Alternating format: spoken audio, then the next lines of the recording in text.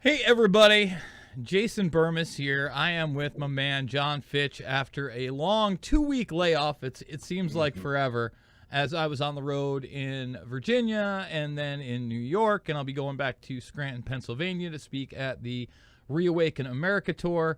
Once again, I want to thank Clay Clark and everybody involved there, because without them, I wouldn't be able to speak to a bunch of mainline Christian conservatives about the very real transhumanist agenda and how Elon Musk is far from their friend. That being said, we've missed some good fights.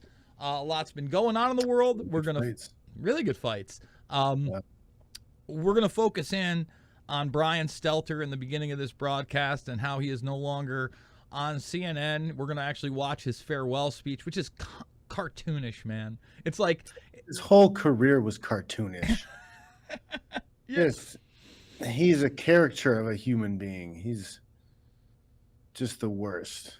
Yes, and I'm getting some comments on the glasses. These aren't prescription by any means. Everybody knows I've had problems with my right eye, and I continue to. Really, they're blue blockers, and they help me read a lot because there's a weird glare that comes off otherwise, and I never thought I'd be wearing these on air. You can see the reflection. I hate it, but I want to be able to read some articles, and I was having a bit of a struggle earlier in my transhuman WEF brain chip agenda. If you haven't seen that one, it's pure gold, folks. All right, Fitch, before we get going, we're actually live on Podbean, so if you want to call in via the app, you can do that. Tell people, yeah, there we go. Let's double it down. Left out. You've got the rock star look. I look like a roadie, right? I look like I'd be lucky to be the bass player. You're the front man. I don't know if Mixed Martial Mindset will be our band name, but Fitch is definitely the front guy here. Rock and roll. What have you been up to the last 2 weeks? I know you've been doing the podcast, the Learn to Fight videos. What else? I got to sit in on a C4C PJJ. The PJJ stands for Police Jiu-Jitsu workshop. It was a 4-day long event, 8-hour days. These guys were cranking out, a lot of time. There are police officers and a few security guys from casino. But it was really cool to see, condensed teaching, because these guys are like learning to go back to teach the rest of their guys from where they're from. And it's really impressive to see the guys teaching, because they're cops that are teaching. This is some police officers who put this together, and a lot of cops who teach it. I'm going to be working with these guys in the future because I am a subject matter expert, and I'm a pretty good teacher. So I'll be working with them, and it's kind of exciting because you don't understand how much a lot of these cops don't know about fighting and grappling. Just and basic combat. Just how little exposure they get to it. I mean, let's be honest. A lot of these guys can go years, if not decades, in their career without any kind of a physical altercation, depending on what beat or department they're on. I mean, that's just reality. They're only required to train like once every 6 months or once a year. A lot of times. Everything else is like they have to do it on their own. If they're not out looking for jiu-jitsu or some kind of training, like there's not that many opportunities for them to train. Pat Miletich does this with security officers, law enforcement all over the place, because there is a high demand for it. And obviously, Pat, being both a fighter and a coach, has gone through that. You being part of one of the biggest and best camps of all time. In fact, what we got to ask, what did you think of watching that Luke Rockhold fight? Because I know that you and Luke, that's a tough fight. Just you can feel the frustration. I think the altitude got to him a little bit, but yeah, when you start seeing how far you are away from your goals, like the obstacles, when you start getting older, and it starts looking like it's a little bit harder to get to where you want to be, a little bit harder to get to that spot. And on top of that, you have a pretty corrupt system in martial arts and how things run. So even if you were the best guy and you did everything right, like you still may not ever get another title shot. You may not ever get, pushed the way you were when you were champ, just because you already had your turn and they're ready to put on the next show, And well, they also put him in there. He hadn't fought in 3 years. They put him in there arguably not only with a top 5 guy, but on any given day could be the champion in that division. He looked in the best shape of his life, the least puffy I've ever seen him, Paulo Costa. And, I mean, that fight, it looks like, both of them obviously gas a lot after the first round. The second round, is a brutal fight. You can tell Rockhold is very frustrated because, he wanted to be able to command. He could barely keep his hands up at points. Third round, again, digging for grit, turning his back, cursing at Costo. It was kind of a wild fight, it really was. Yeah. I mean, for a minute, I thought maybe he got hit in the body and that was bothering him. Maybe his rib was bothering him. But no, I just think he had a lot on his shoulders, a lot on his mind going into the fight. Like, I think you could see it in his interviews, the things he's saying. And, he was fighting more than Paulo Costa in there that night. Mm-hmm. So let's do it. Let's send off Brian Stelter. Now, before we get here, John, let's just talk a little bit. Let's opine on Stelter leaving. Number one, I think that there is an effort. It goes far beyond this new management and ownership, if you will, of CNN, to the fact that they want to bring more people back into mainstream narratives, and CNN's credibility has been completely shattered over the last 5 to 10 years. Let's be honest. And really, anybody that's been paying attention to weapons of mass destruction, have they ever had any credibility? Come on. Do you remember when what's her name, the blonde chick with the huge boobs died? Remember that crap? Oh, you talking about Anna Nicole Smith? Anna Nicole Smith. Do you remember any of the CNN coverage and the obsession and stuff around that? When has CNN ever been credible? They've never been a credible news source. They are the Inquirer. They always have been. But many people thought they were down the middle, John. They got to fill the time with nonsense. Here's the thing. When you looked at the war on terror, for instance, and you looked at the post-Bush-Gore scenario, because CNN kind of played that down the middle. Let's be honest. I know that's a long time ago for people. It's over 20 years ago. But they played the Bush-Gore Chads, and, they played it kind of down the middle. Then you have the war on terror. Fox goes so over the top, everybody's a terrorist, that you're looking for some kind of middle ground. And at the time, the opposition party would still allow a Dennis Kucinich on the air, somebody anti-war, somebody asking questions. And Fox News, the only time you would see that is when they were just going after the throat. People like Bill O'Reilly, Sean Hannity calling people like Ron Paul Paltards. So a lot of people in my age group, and our age group, really, they're in their, mid-20s to early 30s. They're maybe now starting to pay attention a little bit. No, we don't like what's going on. To the point where I want to remind everybody, CNN does the first YouTube debate for 2008. It's in 2007 on the Democratic side. And everybody up there, we've played the watch-alongs. Joe Biden, Barack Obama, Hillary Clinton, John Edwards, Bill Richardson's up there. Mike Gravel and Dennis Kucinich, to their credit, are actually sincere about what they're saying. Everybody else is full of shit. We're going to close Guantanamo Bay. We're going to get out of Iraq. And then they brought people in. They brought the YouTube generation in. Now, I think it started to go sour when the facade of Barack Obama went away, because they got to do their victory lap during the Obama years and kind of turned partisan. But when people were still upset and they went full board against Trump, that's where the real division went. You know what I mean? Because, they really became a mouthpiece for the government and their narratives and their positions, just like the New York Times, the LA Times have. They've always been narrative control. But I feel like they want to push them back into that pre-Trump era where, come on in. Now we're okay. We'll let somebody else talk a little bit. And finally, they're getting rid of Stelter. Remember the crazy ex? Remember that? She's gone. Like, exactly. Things are different now. Things are different. She's out. You could find a new relationship 2-3 years. We got somebody. We got rid of Cuomo. They're gone. We might clean house a little more. So. John and I, we were also talking about where this guy goes. He probably gets a government insider job. That's what I would assume. Like he maybe gets a podcast. Yeah. But let's just start playing it. Let's watch Brian the Clown Stelter sit here and just, I can't even believe he says these things, but sure, why not? Maybe he'll be turning into like a Glenn Beck. Glenn Beck kind of broke out of the system and has actually been doing a lot more positive than negative, and I will always give him credit for that. You got to remember, Glenn Beck was on CNN and then was going too far for CNN. That was, again, that was around the 2010 mark, and then Fox picked him up.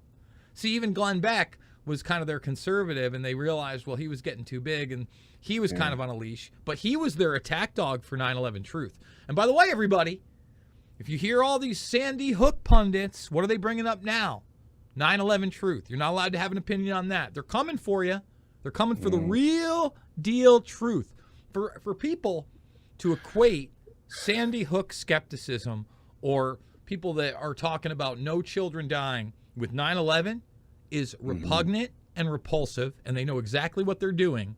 And they're coming after one of the largest events in history that has been misrepresented by reliable sources like this one. Hey, I am Brian Stelter. I am live in New York, and this is still reliable sources. It looks like he wants to cry. All right, here we go. One of the big... Did you see him going up? All right, here we go. biggest media stories of the week is right here. It's the end of this show. CNN has canceled reliable sources. Yes, the longest running program on the network. NPR's David Folkenflik broke the news on Thursday. Can you imagine being the guy that runs the longest standing program on the network into the ground? They'd only just replace you. They cancel the whole show because you've tainted it that much. You must be proud, Brian. And I have a lot of thoughts about it, but I'm going to save those for later. They can never use reliable sources again. It's just have to scrub that whole phrase from the network. Yeah, it's done. There's no more Bernaysian talking point. They can't use reliable sources anymore. Stelter has killed it. This hour. Get out As most of you know, CNN has a new owner. Warner Brothers Discovery is making big changes across the company. And there's going to be more change all across the company, including here at CNN. And I'm sad that I won't be here to cover it. We're not. But since this is our final episode, we're going to do something a little bit differently today. This entire hour, it's a special hour, and it's about change. It's about change all across the media world. Listen, that change across the media world, the real change, Brian, that happened almost 2 decades ago now, okay? It happened about 2005, 2006, when guys like me came on the scene, guys like Rudowski came on the scene. People said, you know what? We didn't even have the phone cameras then, okay, Brian? What we had was these handy cams. And we actually went and asked real questions of politicians and people in the media like yourself, snakes like yourself. And we built this whole thing called independent media. And pioneers like Alex Jones, who started on shortwave radio and public access, built up their own media organizations. And then these little devices, Brian, they got so good that we were able to stream in high def live and use social media. And by that point, well, you guys were in the grave. And that's like 2010, 11. And people got to the point where an average person can film the thing as it's happening and upload it, and people everywhere can see directly from the source the thing happening in real time or almost immediately after. We don't need somebody to tell us about it and break it down and explain to us how we're supposed to feel about it. We get to see it live. Yeah, we don't need your edits. We don't need your commentary, right? We don't need you telling us that some kid who shows up for a field trip in a red MAGA hat is a Nazi and a bigot and a racist and a white supremacist. We don't need that, buddy. You know what I'm saying? We don't need that. So your job was basically to be a mouthpiece for the people that were buying into the scenario. We've already devastated your media landscape and continue to the point where now we're censored all over the place. We're not on certain platforms. The algorithm openly works against us. So, Brian, what the truck are you talking about, brah? What's changing? What might change? And what must never change about the accountability function of journalism? You have no accountability, or you'd be in prison for what you've promoted.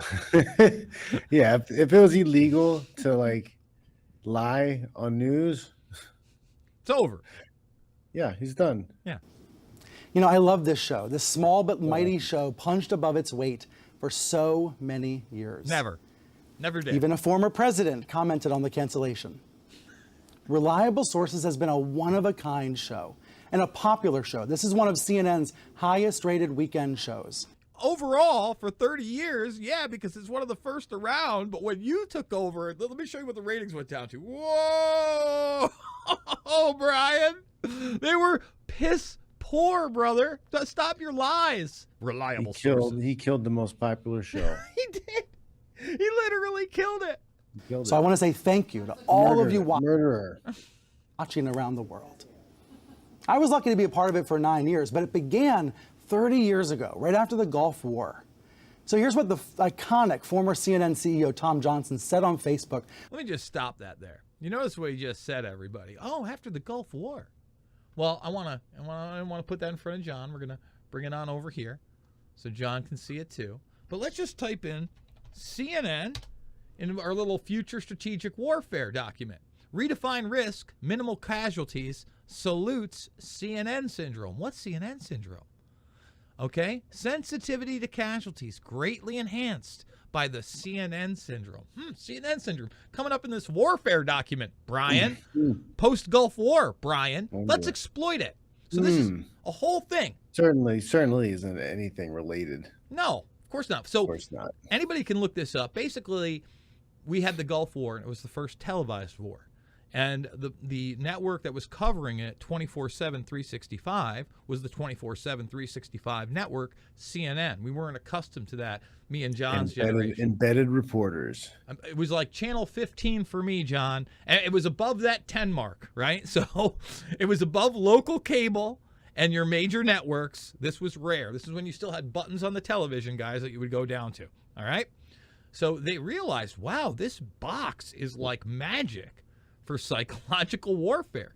In fact, we could capture and torture Americans in living color on prime time. We could cause terror attacks within the continental United States, binary, biological, critical infrastructure takedown, EMP, RF against brains. Again, like they literally talk about brain warfare in this document from 2001. I want to put that out there. But on the bottom it says serious psychological warfare, collateral damage exploitation. I don't know, maybe if a terrorist attack, I mean, this is pre-9/11, but if planes went into buildings and we watched thousands of people die in real time, we would be able to exploit that collateral damage to, I don't know, a war on terror and a surveillance state. So at the same time, he talks about this show, Reliable Sources, being erected after the Gulf War to exploit CNN syndrome. Continue, Clown Man. When he heard the show was canceled, he said about the show's origins, it was founded by Ted Turner and leaders of CNN who felt very deeply that media organizations have a responsibility to report and to evaluate the journalism profession itself. That was the idea. It was a great idea. It is a great idea. And I know many of you are just like Johnson. You're going to miss this show. I want to say thank you to the thousands and thousands and thousands of emails and tweets that I've been receiving this week. I would say the vast majority of them either highly delusional, mentally ill people on a slew of pharmaceutical medications and bots. That would be the combo pack that was sending Brian Stelter or anybody else emails. I'm going to share them with the staff because they are the ones that have made this possible. You know, the thing about TV is that it's ephemeral, right? It's fleeting. It evaporates up into the air, and a lot of it is not even meant to be. A lot of it's not even meant to be remembered. But what? A lot of it's not even meant to be remembered. Well, let me tell you, there's a little bit of truth in that, because they want you to believe that there was an agenda to push weapons of mass destruction. They want you to believe there wasn't an agenda to make you believe in Russian collusion. It's just an accident. It was just a thing. Forget about the COVID 1984 narrative that they fed you, or that this guy. They don't want you to remember that. They don't want you to have any kind of memory, just the talking point and what is the new thing. So he's actually being truthful as he stutters and he's red-faced. He looks like he's going to cry. I mean, how much crying do you think he's done this week? A lot of crying, John? He looks like a crier. This program transcended that. It's a part of journalism school curriculum. Teachers across the country and in other countries outside the U.S., teachers use segments from this show all the time in classrooms, in lessons. You see what they're promoting? Well, they're like, this is how delusional. This is his send-off, guys. We're in La La Land. This is what they're playing. Guiding and teaching the next generation. You know, founding host Bernard Kalb and founding executive producer Rick Davis said this program was meant to be a critical lens on the media. It was a critical lens on the media. Reliable source. First of all, reliable sources, when you do go back, at least give them credit to like the Gulf War and beyond. What they used to do is like interview real people. All the time. They'd be on the scene, like it or not. A lot of it was military propaganda, where we were, a lot of General Schwarzkopf, especially post-Gulf War, when they were preparing you for new threats, that type of thing. But for the most part, you have the CNN contributors and you have Brian Stelter. And then they play clips of Tucker Carlson or Donald Trump or whoever the right-wing darling is. And that's about it. That's all they do. They don't do any actual reporting. And this thing wasn't started to be some kind of lens on the media. It used to be a media operation that promoted mostly propaganda. But now it was basically a talking head that promoted nothing but propaganda and the narrative and really counter reality. Such a special phrase, a critical lens on the media. And this week, thanks to CNN management, we've been given the gift of signing off on our own terms and actually talking about the media industry. This is a really, really unusual day. TV networks rarely have a show like this, a show all about the media. And networks, even more rarely, cancel a show but still let it have one more live episode. I don't know if I've ever seen this happen before, okay? Look at that face. I don't know if I've ever seen this happen. Yeah, I'm canceled, but they gave me one more go. They let me have one more. Okay, well. It's all a bunch of smoke up her ass about how reliable of a source she was. So here we are. Guys, Together. I was good. Wasn't I so good? That was really good. No, you weren't. Like, you were terrible. In a super strange situation. So let's talk about it, okay? The phenomenal Reliable Sources producing team has been working around the clock on this special hour ever since Thursday. No one from CNN management has reviewed my script ahead of time. They have no idea what I want to say. And as the control room very well knows, I typically go off script anyway, so I want to thank a few people and then tell you what's on my mind. Does. First, I want to thank my wife. This is a selfie that she snapped on the very first day. The very first day I had the honor of hosting this show. All I'm saying, guys, is I would assume this is a show marriage. I highly doubt that Brian Stelter is not with, let's just say, other people. That one will eventually come out. Just a guess. That's a guess for me. I don't know if that's true or not. That's Jason Bermas speculation. I just want to put that out there. Right before we were about to get married. Before all the kids, before all the craziness. Yeah. But every Sunday I was here with you, my home team was working too. So thank you, Jamie. And to my kids, my amazing kids, sometimes I feel like the only time they ever really want to play with me at home is when I'm running out the door to work. They're going to be in for a surprise this week, right? May God have mercy on that man's poor children. That's all I'm going to say. I mean, listen, obviously he's a fake and a facade and probably doesn't believe half of what he puts out there. But may God have mercy on those poor, poor children that are being raised by this clown show. It almost looks like that Photoshop. Thank you to Jeff Zucker for believing in me. Listen, it's just me. It looks like those aren't his hands, maybe. His head's just Photoshopped in the back. Yeah, like that's somebody else taking care of his kids and having a good time with them. And they're like, all right, get him out of here. Yeah, just put his head in there. For having the back of this organization for so many years, for having my back through everything, even through the death threats.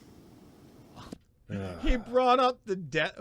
Listen, Brian, you're not that big of a threat. I'm sure you infuriate people, and there may be some mentally ill loser, but boy, the death threats. I mean, you're Johnny on the spot with any type of mainstream media narrative. You are Jimmy Bootlicker. They love you. Death threats? That's what you are. This is cartoon. Thank you to Amy and Tellus for calling me that day and asking me to try out for Reliable Sources. Thank you to Andrew Morse for letting me expand the Sunday show into a newsletter and a podcast and more. And, this might sound weird, but thank you to CNN's current boss, Chris Licht, for letting us say goodbye. Thank you to everyone at CNN Business for digital leadership. Thank you to my hero of an executive producer, Jonathan Auerbach, and the producing team that makes this possible. Jamie, Diane, Eden, April, I will do whatever I can to help you all in the future. No, you won't. Thank you to the technical staff, the control room geniuses, the editors, the floor directors, the PR people, the camera operators, the guest greeters. The PR people. Wow. Yeah, the guest greeters. Those are important. This guy is, again, I mean, like, he's really fishing here for, oh boy, I really love the little guy. We couldn't do this without the little guy. Makeup artists, you are CNN's sources of strength. I did it all for you. I did it all for you. Little guy. Some of you know I've been a Course, media I love junkie the for a long course. time. I was the kid who spent his days building the school website and producing the school TV show. And deep down inside, I think I'm still that kid. I never thought I'd actually be on TV. I might have dreamed about it. I never thought it would happen. I just liked writing about TV. Should happen. I can't believe they put you on television, to be quite honest. I mean, my God. I once did That's run. the best they could find. I saw Stelter covering the 2008 election when I was at the Republican debates. He was on the phone, very little frumpy man. And I don't think he had his own, I think it was like State of the Union, one of the guys that's still there. He was like the guy they were trying to push, and it didn't work out. But Stelter didn't have his own show at the time. I knew who he was. And I just like, man, that life has got to suck. You're in that suit all the time. You're playing pretend. You're on the phone. You can't even be yourself. It's so ugh. I know this is going to sound like BS, but I actually thought I didn't have enough hair to be on TV. I am just that kid who loves television and loves the internet and thinks that these are incredibly powerful forces in our society America. and believes that we need to interrogate that power and face it head on and figure out how to make these tools work for us and not against us. Bullshit. For who? For your masters? Exactly what they're doing. So yeah, the internet and television, they've been used pretty badly to propagate against regular people there, Brian. But the idea, again, look, this is what reliable sources used to be. People sitting around going over real news stories. They would cut to that. This is what it ended up. It was so bad, they couldn't even One replace talking it. head. Yes. Dictating you how to feel and think about everything. Yes. And Humpty Dumpty. About, right? That's what reliable sources have been about. It's documented and dissected the changing media world for 30 years. I mean, we're living through an era of dizzying change. We have supercomputers in our pocket. We are all members of the media now. That's probably the biggest change that's happened while this show was on the air. And by the way, that's why it's loony to say the media is the enemy of the people. The media is the people. Should be. People are flawed and opinionated and curious and hopeful and believing in accountability. And Guy's never been accountable in his life. that's the watchword here. Well, he may be losing his job now. So this show's going away, but there's going to be so many more. We need to have room for media criticism and debate and discussion, and we will. So much of the media ecosystem in 2022 is garbage, but so much of it is spectacular. The hard part's sorting out the treasure from the trash. Not that hard. There's like 3 decent, and they're not even that great people in the media right now that's mainstream. Everybody else is not allowed on television. You go to like Australia, you'll find like 1 or 2 of those people there too. They're talking on Sky News. Unfortunately, it seems to be Murdoch operations right now. But Keith Olbermann, back in the day when you didn't have a show, but you were still on CNN, Brian, he was the most, I would say, reliable source on MSNBC. Now, MSNBC, nobody can watch that. You're lumped in with the Scarboroughs of the world, okay? You're lumped in with Rachel Maddow forever. Like dishonest, angry, ugly people that don't care about lying. These are thorny, complicated things. I know I never had all the answers. I didn't even always have all the questions. But it was the gift of a lifetime to get to confront these issues on international television with the backing of CNN. Here's what I do know. I know it's not partisan to stand up for decency and democracy and dialogue. It's not democracy. Again, these guys are the ones that went around. Dialogue even. Yeah. Like, you're an election denier. An open dialogue? Oh, really? That's what you're promoting? Okay. The big lie. Like, whenever I hear about the quote-unquote big lie in relation to the 2020 election, all I can think of is, what are you... The big lie is associated with, again, Nazism and the Holocaust that they were denying was happening. They were, it's the big lie. We're not doing this. We're not killing gypsies and Jews, and we're not rounding up our political enemies, and we're not conducting eugenics against lesser people who are physically disabled. No, that's a big lie. It's like, what are you talking about? The big lie. How dare you? How dare you indeed. partisan to stand up to demagogues. It's required. It's patriotic. We must make sure we don't give platforms to those who are lying to our faces. Oh, see, there it is right there. We don't give platforms to people that are lying to your faces. And yet there he sits. And he sat for 9 years with an ultimate platform where he's an authoritative source. He's reliable sources. He doesn't want us to have it. Okay? But we also must make sure we are representing the full spectrum of debate and representing what's going on in this country and in this world. That's why CNN needs to be strong. That's why I believe CNN will always be strong. You viewers at home, it's on you. CNN must remain strong. I know the 4,500 staffers are going to do their part to make it stronger than ever. But it's going to be on you to hold CNN accountable. And not just CNN. You got to hold your local paper accountable. You got to hold your Local paper? Those things aren't even really around.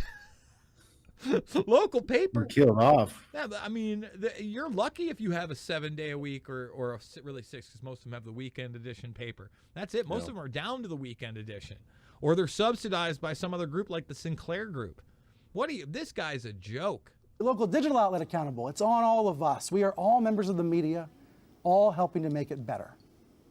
That's what I believe. I can't wait to be watching CNN, seeing what happens in the future.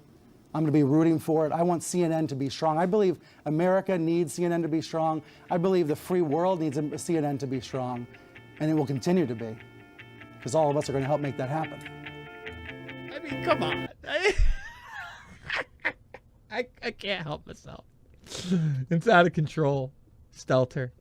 So, Fitch, I got all sorts of fun videos for today. We'll see what we get All to. right.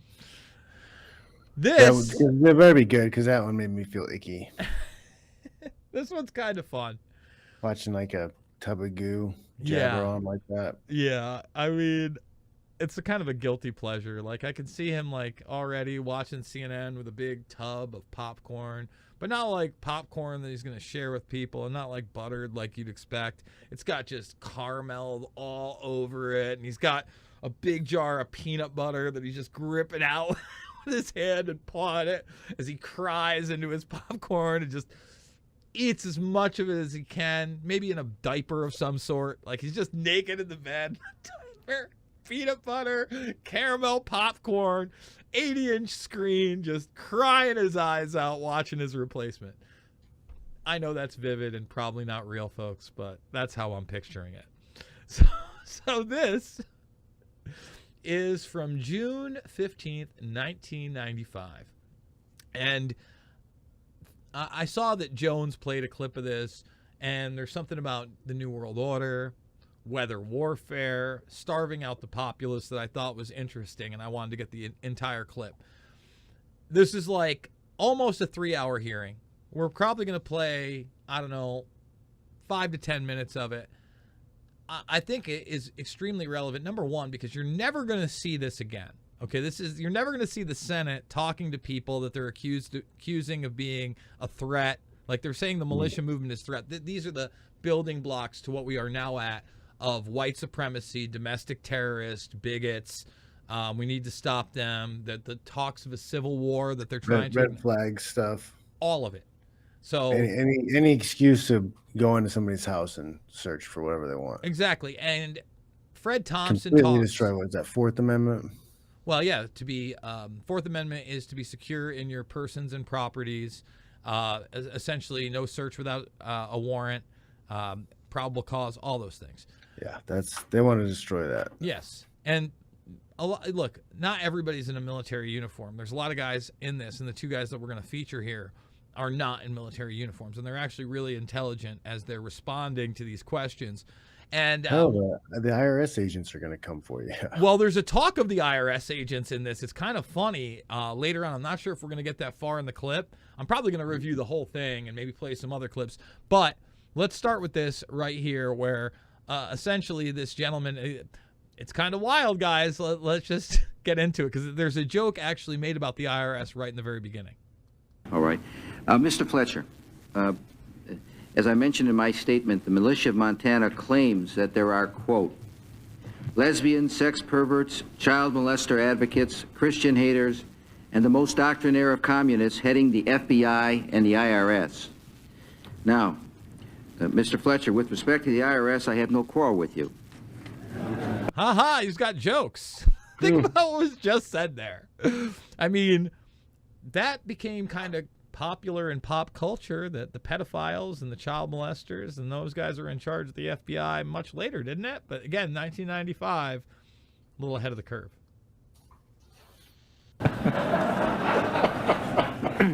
So be it, sir. But my friend Louis Freeh is a different matter. So I would like to ask you, are you suggesting that he is a lesbian or a sex pervert, a child molester advocate, or a Christian hater, or a communist? Well, first off, that's not my quote, so that for the record we clear that. And I think that comes out of a singular book that we carry, the same as the library carries, and that's the extent of that. Now, those people that live inside the Beltway have to select their own friends and figure out what their sexual status is, and there's a huge variety at the highest levels of this government in that direction. What I would like to point out, though, that you bring up Mr. Freeh, and an interesting thing has taken place. Actually, almost a year ago, July the 2nd, Mr. Freeh was in Poland, and he made a Nazi-related speech, and it was a memorial to the Jewish camps and the Holocaustic action that took place there. And he said an interesting statement. He said that what happened 50 years ago is not just a history as much as it is a warning.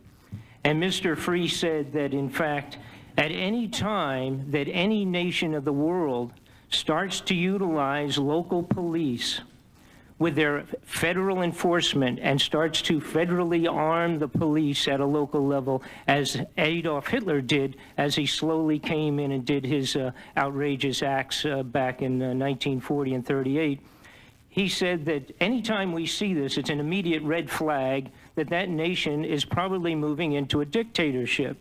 Now, I want you to think about that, folks. Now, when you talk about local police, these IRS agents that they're hiring right now, you're seeing like the clown show, right? Everybody's looking at those clips of elderly people, out of shape people, you know, high school dropouts, it looks like in some cases. Your idea what they're doing, they've probably never shot a gun before in their life, but they're carrying fake guns, and so those are. There has to be some kind of weird psyop, man. I think they're also gearing them up because they're showing them, listen, we're going after small business owners. They're letting you know with the acts of $600. They're letting you know you're paying for it. You know, subtly. It's just like inflation was transitory, and it's not. And so we've already seen the militarization of police on a large scale 20-plus years later, okay? But what he's talking about is really now going to come home to roost, where these federal agents are going to have state departments, and we're seeing more and more of, for instance, in Missouri, you had the governor say, we're not helping federal agents go through our gun registry. That's not part of they've requested it, and they said, we're not doing it. But let's just continue here, because this guy is pretty spot on. Well, within a single year, we start, supplying local police agencies with armored personnel carriers. This, by the way, is just the sheriff's department. Those are not military. This is the sheriff's department in Everett, Washington.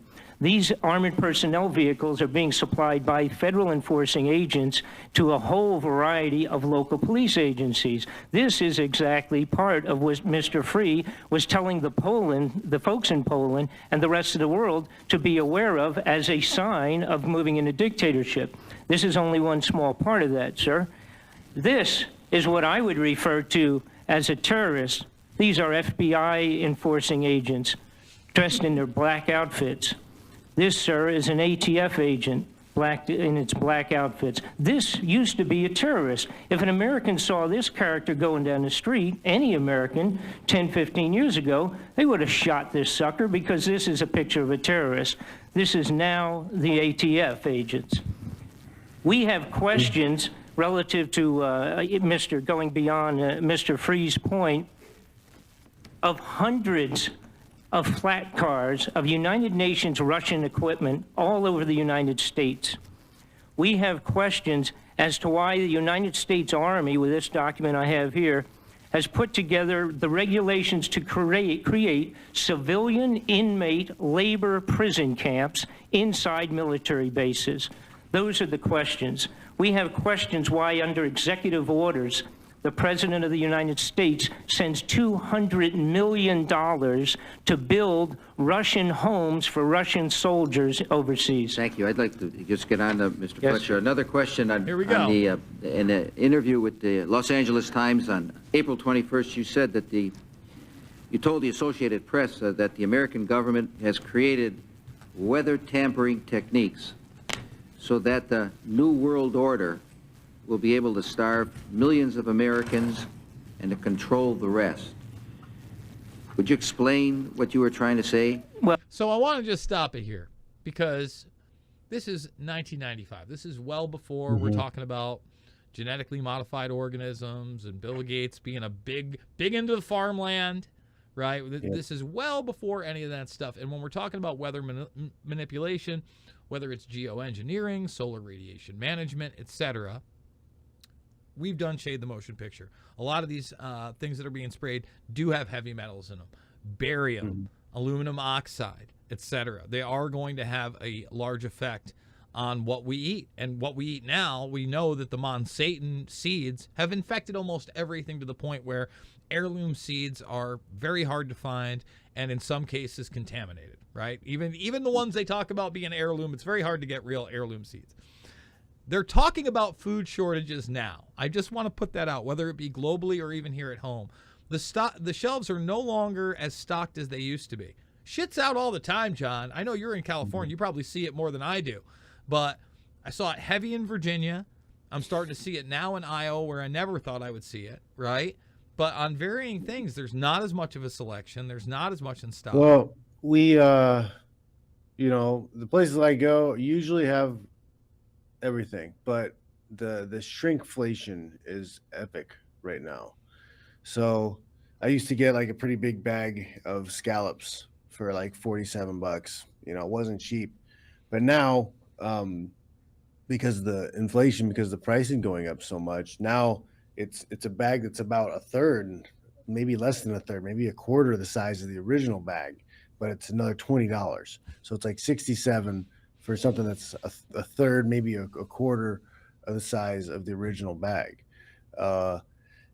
The meat's getting more expensive. Like I'm looking into ways to buy bigger pieces of meat for cheaper per pound. That way, maybe cut it up and freeze some of it. That's what I've been doing. I went on the cow. I've got a freezer in the side. It was one of the best things I did 6 months ago because now when I want a steak, I just unfreeze it. And not only does it taste better generally than what you get at a grocery store, but you get it between, well, who knows what you're going to get it for now, but between $2 and $3 a pound, all the way around. Yeah. Like there's a big ass piece of like brisket, whatever cut, and I'm going to get that instead. Nice. as a normal meat packets or whatever. We're going to try that out. But yeah, so I'm going to get a little bit creative with certain things, but bags of shrimp, a lot of things, even some like the tortilla chips we bought. We made nachos on Friday night, and the tortilla chips we bought look like, a much smaller bag for a higher price. It's here. All right, so let's continue here. Again, he's talking about the New World Order. He's talking about weather warfare and starving out the populace. Well, what I was trying to say is exactly what I said. There is weather control techniques. We have a complete package on that, which I did not bring, but I certainly will see to it that it is brought in for the record. Number one, the entire patents on the equipment.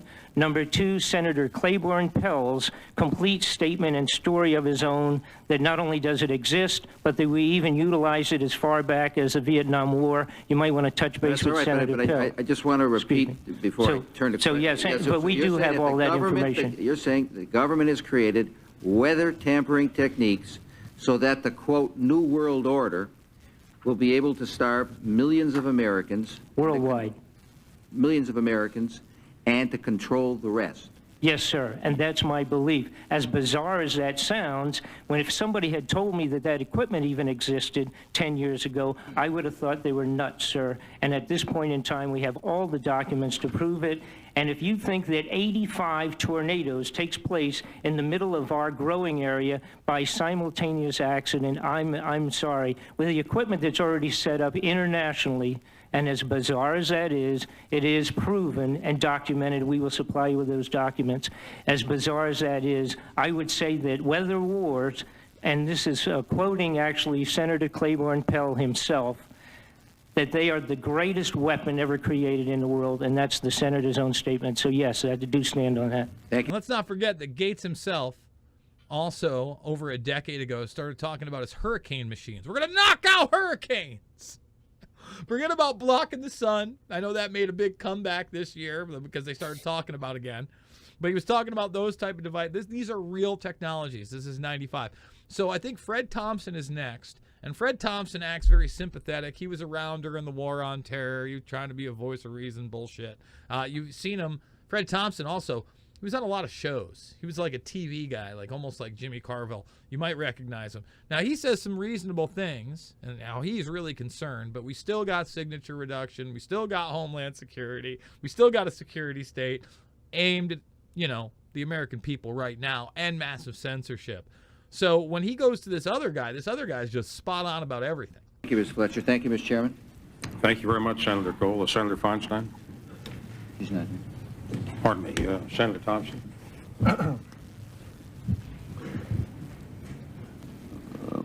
Mr. Johnson, whether or not one agrees with your statement, I think you gave a very thoughtful statement, thought-provoking as to what you perceive to be going on in the country and the concerns. You mentioned the problems, as you said, with our government. You talk about the tax rates being too high. You talk about Only gotten government higher. being too big, too intrusive, and all those things. Many of Only gotten Only bigger. gotten bigger. many of only which got more many of intrusive. us are also concerned about and are trying to do something about it. Oh, you did a lot, Fred. You talked about the British, our revolution, other places around the world. Not a lot about talk But, about you that know, we anymore. couldn't vote King George out of office. The difference between us and other countries is that we do have a democratic society, and one Do we? in which huge numbers of people don't even bother to vote. But we have an opportunity to change just about all the things that you listed that's a problem. And we did. I take it that you think that our system is broken down, our electoral process in some way is broken down. And it Either was. it's really not free and open, or maybe we shouldn't go by democratic processes, or what's your problem with working through the process to solve these problems? There was an organization, I believe, came out back in September and said that the militia's aim was clearly the democratic process itself. And my response to that was that our target was right on target, right around November the 8th, when a whole new Congress came in here. Fine, granted. Now, we advocate that more than everything, voting.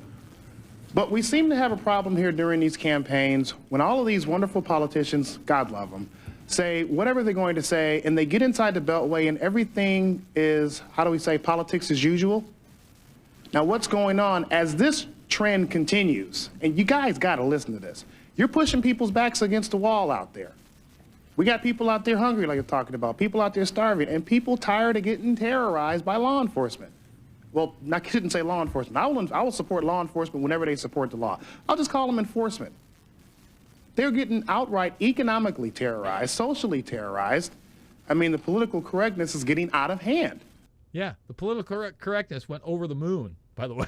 Think about everything he's saying and how relevant it is to right now.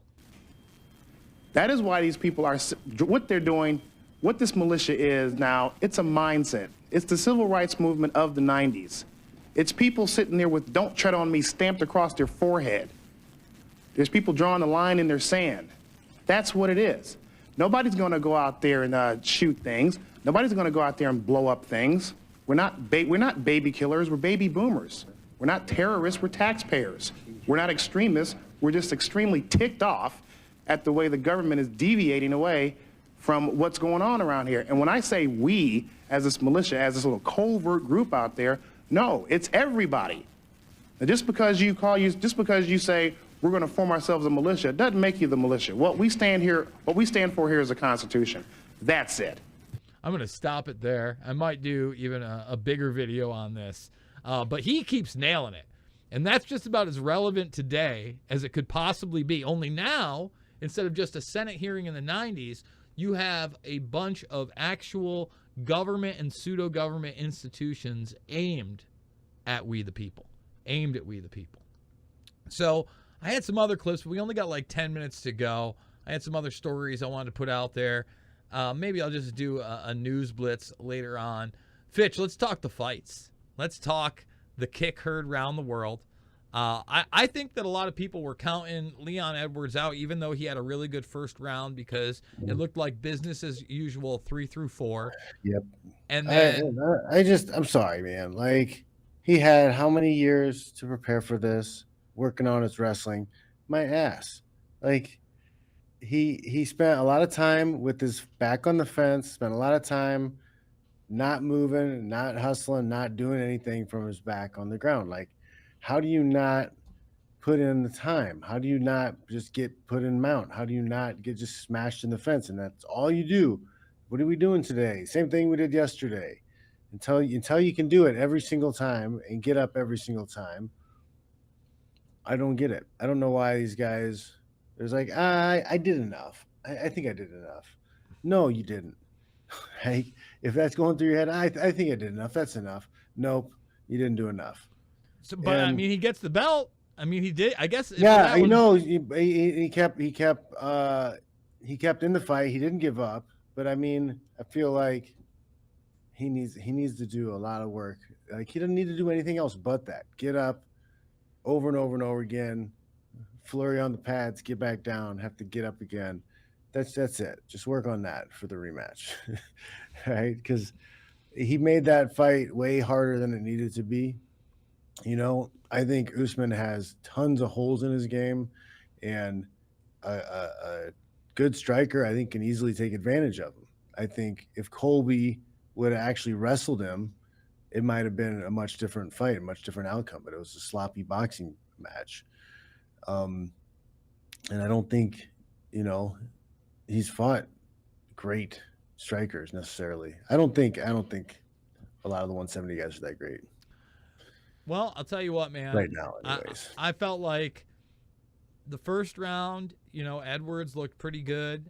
I thought, again, rounds 2 through 5. Like, he got to a position and pulled the trigger. Like, he fought hard, got that position. He was just kind of like hanging out a lot, you know. Well, the rest of the fight. The way the first fight went, it was only 3 rounds, and it was way earlier in their careers. It was basically lay and pray, ground and pound, enough to win via Usman. It seemed like he was happy with that same scenario after the first round. Like, he tried to strike with him. He was coming up kind of short.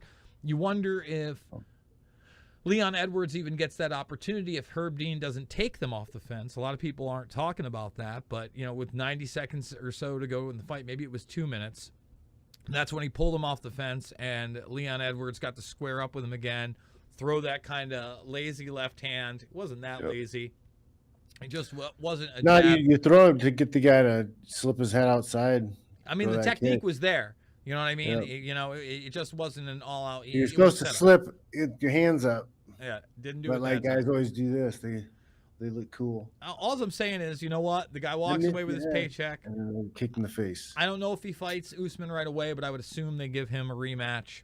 Yeah, I would like to see them throw somebody else in there, mix it up, bring some more energy to the weight class. I think so, but you know what? Then do you ever have, if Leon Edwards loses, that rematch? Who knows if that happens? But I think that's the better play. We'll see. You know, maybe Usman, it's time to take 6 months off. A kick to the head is never great. He might want to get in there in 3 months. Who knows? Let's talk Michael Venom Page and Michael Perry, BKFC. It was fun. It was a fun fight. Michael Perry made that fight fun, though. Yeah, Michael, because like I don't think Venom is cut out. Like, he has a you know, Taekwondo stance, so he's very like linear. He's used to using his kicks, and then his strikes are all just 1, 2, 1, like the thing is, short, he can't choppy, use his whatever knee. things. And then he's used to creating space and getting away. But like, there's the ring's so much smaller in the bare knuckle, he can't strike and then get out. So he like strikes and then clinches. So it's kind of, and there's no threat of his knees. Frustrating. You know, forget about a clinch where he can give knees to the body, but then his head kick. You know, this is a guy that has many jumping knee victories, and that threat is there to keep that distance. Michael Perry, you know, I thought it was a close fight. I kind of like to see the last round because it already looked like Venom Page had given up. Michael Perry catches him in the first round, I think with like a left hook as Venom Page was coming in. That's the sole knockdown. But yeah, I don't think his style is any good for BKFC. I think he should take the payday, get out of there. His hands down too. It's just, it's not Yeah, it's not good for that setup. And if he's gonna be, I mean, he could take advantage if he'd learn how to clinch and hand fight a little bit. He could damage guys bad because then he could punch his way in, grab the clinch, and then manipulate the guy because you can hold and hit. Oh man, my camera. Power. That's all right. We're towards the end. We could just do audio. All right. But I think that it got hot. It might have overheated. it looks like you got an overheated camera. That's what happens here when we're top of the line. It's good to be back on Mixed Martial Mindset. I want to remind everybody I am a documentary filmmaker. Loose Change, Final Cut, Fabled Enemies, Invisible Empire, A New World Order Defined, and Shade the Motion Picture are all free. You can get everything John Fitch over at johnfitch.net. What do you got for us, John? Go to johnfitch.net, sign up for the newsletter. Back up. Check out official John Fitch, my YouTube channel, and look at the Learn to Fight videos. If you're on Rockfin, I got at Fitch on Rockfin. You can check out the Learn to Fight videos there too, plus technique videos. I got technique, podcast, and the Learn to Fight videos running on my channels right now. Yeah, give them a listen. Rockfin, $9.99 a month or $99.99 for the year. You support myself or John. You get everybody's premium content. We also rumbling over here, folks, and consider buying me a coffee. The links are down below. $5, $10, $15. It means the world to me. I may be doing the Union of the Unwanted tonight. Stay tuned for that. Fitch, we'll see you next week. Check you later. Later, guys.